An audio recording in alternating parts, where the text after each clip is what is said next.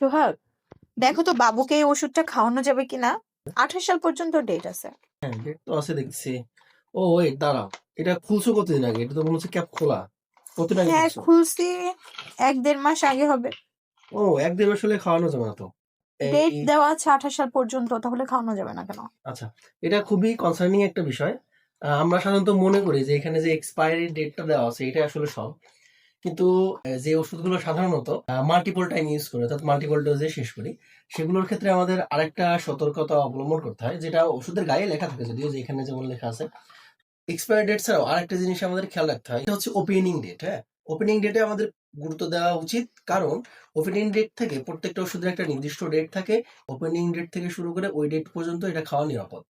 তো এখন যদি আমরা এই ডেটটা ফলো না করি তাহলে কি সমস্যা হতে পারে, স্পেশালি আমাদের বাচ্চাদের জন্য বা শিশুদের জন্য। কারণ শিশুদের কিডনি বা লিভার পরিপক্ক থাকে না, মানে ডেট চলে যাওয়ার পরে যদি আমরা ওষুধটা খাওয়া হয়, তো এটা বিভিন্ন ধরনের টক্সিসিটি ডেভেলপ করতে পারে।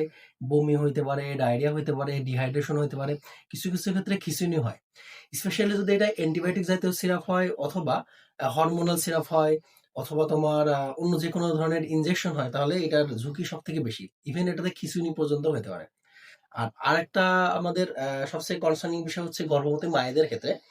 গর্ভবতী মায়েদের ক্ষেত্রেও একই রকম সমস্যাগুলো হতে পারে। মায়েদের নিজস্ব শারীরিক সাইড ইফেক্ট গুলো কম থাকলেও বাচ্চার বা গর্ভের বাচ্চার জন্য অনেক ক্ষতিকর ইফেক্ট পড়তে পারে আর কি। হ্যাঁ, তো এই জন্য আমাদের কি করতে হবে, আমরা প্রত্যেকটা ওষুধ, যে ওষুধগুলো আমরা মাল্টিপল ডোজে খাই আর কি, সেগুলোতে অবশ্যই অবশ্যই এই দিন ওপেন করা হবে। এখানে সাথে করে ওপেনিং ডেট লিখে নিতে হবে। লিখে নিয়ে তারপরে প্রত্যেকটা ওষুধের জন্য একটা নির্দিষ্ট টাইম লাইন আছে, ওটা নির্দেশনার মধ্যে দেওয়া থাকে। তারপরে যদি না থাকে আমি একটু বলে দিই। সাধারণত সিরাপ যেগুলো থাকে এগুলোর ডেট সাধারণত 1 মাসের মতো থাকে। এছাড়াও চোখের ড্রপগুলো, এটা খুবই কনসার্নিং একটা বিষয়। চোখের ড্রপে এটার ডেট থেকে 28 দিনের মতো।